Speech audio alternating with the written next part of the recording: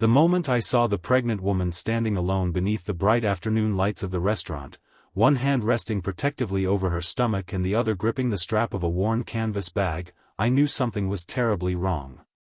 I had expected an awkward blind date arranged by my friends as a joke, but I had never expected to find a woman who looked as though she had spent the entire morning convincing herself not to cry. Then she looked directly at me, swallowed hard, and whispered that she should never have come. If stories about kindness, forgiveness, hope, and second chances mean something to you, take a moment to like this video, share it with someone who needs a little hope today, leave a comment, and subscribe to our channel so you can become part of our family and our community of people who still believe that one good decision can change a life. My name is Everett Cole, and at 34, I had become accustomed to being the responsible one in my circle of friends. I worked as a civil engineer, lived in a modest apartment outside Pittsburgh, paid my bills on time, and had somehow developed a reputation for being the man who could be trusted to fix whatever everyone else had broken. My friends, however, had never allowed me to forget that I was terrible at dating. They said I overthought everything, took relationships too seriously, and needed to learn how to relax. So when three of them insisted they had arranged a surprise lunch for me with someone they described as exactly my type, I should have known there was a trap hiding behind their laughter. They had chosen an upscale restaurant in the middle of town, a place with tall windows, white tablecloths, and enough expensive decorations to make me feel underdressed in my blue shirt and gray jacket. I arrived just after noon and immediately noticed my friends sitting at a table near the back, struggling to contain their laughter. One of them raised his glass in an exaggerated toast, and another pretended to check his phone while watching me closely. I assumed they had found some ridiculous matchmaking scheme online. I smiled despite myself and walked toward the table, only to notice that the woman they had arranged for me was nowhere near them. She stood several feet away near the entrance. She looked to be in her early 30s, perhaps around my age, with soft brown hair pulled loosely behind her shoulders. She wore a simple cream-colored cardigan over a blue dress that had clearly been chosen because it was comfortable rather than fashionable. Her pregnancy was unmistakable. She was far enough along that every movement seemed careful, measured, and deliberate. Yet what struck me most was not her pregnancy. It was the expression in her eyes. She looked frightened. When she noticed me approaching, she straightened slightly, as though preparing herself for rejection. I introduced myself, and she gave me her name, Clara Whitmore. Her voice was gentle but unsteady. She apologized almost immediately for being there, and when I told her she had nothing to apologize for, she glanced toward my friends. That was when I understood. They had not told her the truth either. Clara had apparently been told that she was meeting a kind man who was open to getting to know someone expecting a child. My friends had told me I was meeting someone completely different. They had deliberately arranged two incompatible stories, expecting us to discover the deception and laugh about it later. But Clara wasn't laughing. She sat down slowly, keeping one hand against her stomach. I sat across from her, trying to understand why anyone would make a joke out of something so personal. Before I could ask anything, she leaned forward and quietly admitted that she had almost turned around before entering the restaurant. She had been embarrassed by the entire situation, especially because she had been told the meeting was serious. She said she shouldn't have come. I looked over at my friends. Their smiles had disappeared. For the first time that afternoon, they realized their joke had crossed a line. I could have walked away. In fact, a small part of me wanted to. I was angry, embarrassed, and suddenly aware that the entire restaurant seemed louder than before.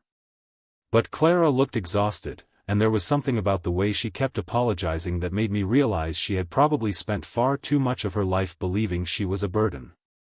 So I stayed. I told her that whatever my friends had intended, none of it was her fault.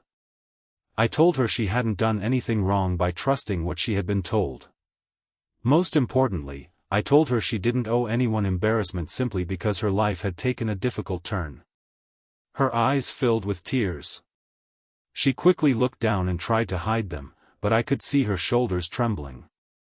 As lunch continued, the truth slowly came out. Clara had been engaged to a man named Preston Hale. They had been together for almost 4 years. When she became pregnant, she believed they were finally building the family they had always discussed. Instead, Preston left shortly after learning about the pregnancy. He had claimed he wasn't ready, then stopped answering her calls.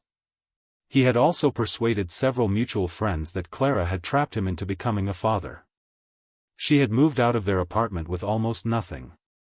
The baby was due within weeks. She was working part-time at a small bookstore while trying to save enough money for medical expenses and a place of her own. Her parents lived several states away, and although they loved her, they were struggling financially themselves. She wasn't looking for another relationship.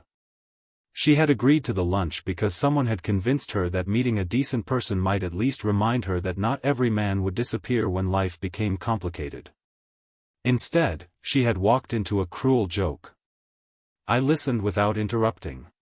When she finished, she apologized again. That apology stayed with me. I asked her why she kept apologizing for things other people had done to her. She didn't answer immediately. She simply looked toward the window, where sunlight spilled across the polished floor.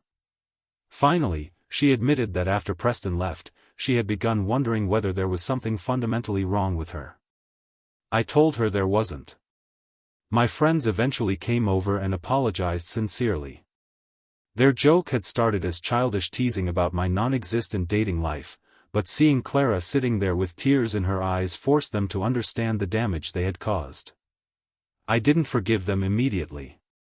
Some mistakes require more than a quick apology. Before Clara left, I offered to walk her to the bus stop. She initially refused, insisting she could manage. I told her I knew she could manage and that I wasn't offering because I thought she was helpless. I was offering because nobody should have to walk away from a humiliating experience alone. She accepted. That afternoon changed both our lives, although neither of us knew it yet. Over the next few weeks, we became friends. Nothing romantic happened. There was no sudden transformation, no unrealistic promise, and no magical solution to Clara's problems. I simply started checking in on her. Sometimes I brought lunch to the bookstore.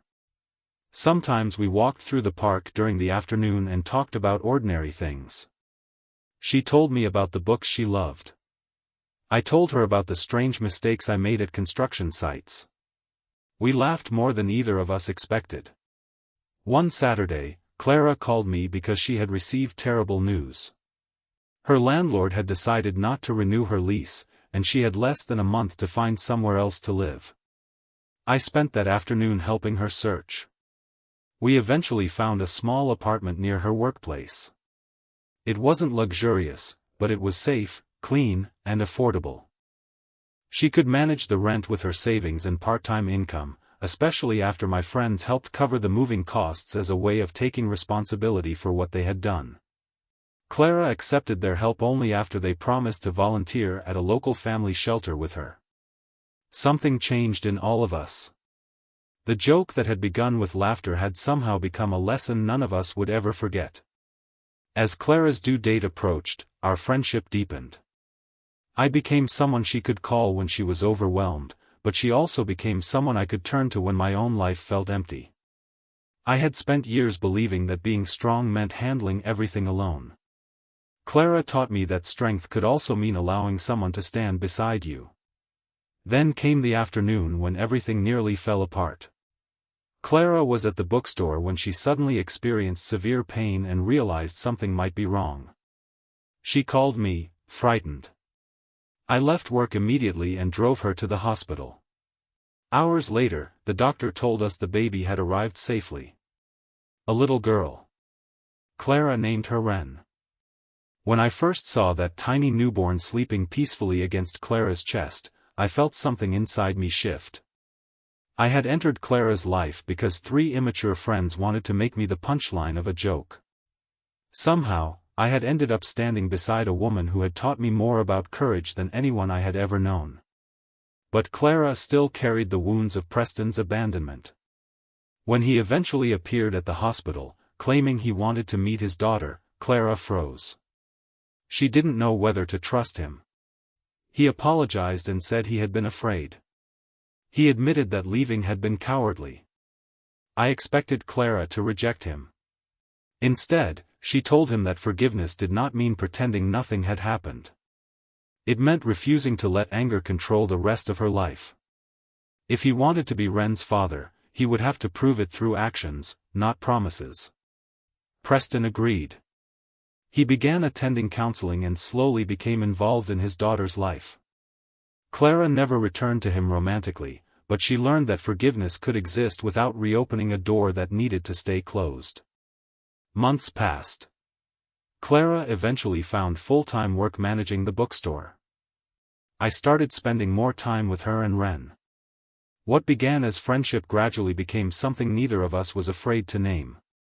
One afternoon, nearly a year after the disastrous lunch, Clara and I returned to the same restaurant where we had first met. The place looked exactly the same. But we were different. Ren sat between us in a small stroller, happily holding a stuffed rabbit. Clara looked across the table at me and smiled. She told me that she still remembered the first thing she had thought when she saw me. She had assumed I would laugh. Instead, I had stayed. I told her that staying had been one of the easiest decisions I had ever made. She reached across the table and took my hand. There was no grand proposal that afternoon, no crowd applauding, and no perfect movie ending. There was simply a woman who had once believed she was unwanted, a man who had once believed love wasn't meant for him, and a little girl who had unknowingly brought two broken people together. Clara leaned against my shoulder while sunlight streamed through the windows. I looked at Ren, then at Clara, and realized something I would never forget. Sometimes life introduces people to us through the worst possible circumstances. Sometimes a cruel joke becomes the beginning of something beautiful. And sometimes the person who walks into your life believing she shouldn't have come becomes the person who makes you grateful that she did. If this story touched your heart, please like this video, leave a meaningful comment, share it with someone who needs hope today, and subscribe to our channel so you never miss another emotional journey. Because what began as someone else's cruel joke became the most sincere lesson of my life: never judge the person standing in front of you by the circumstances surrounding them. You may be looking at someone else's heartbreak, while they may be looking at you as the first reason they've had to believe in hope again.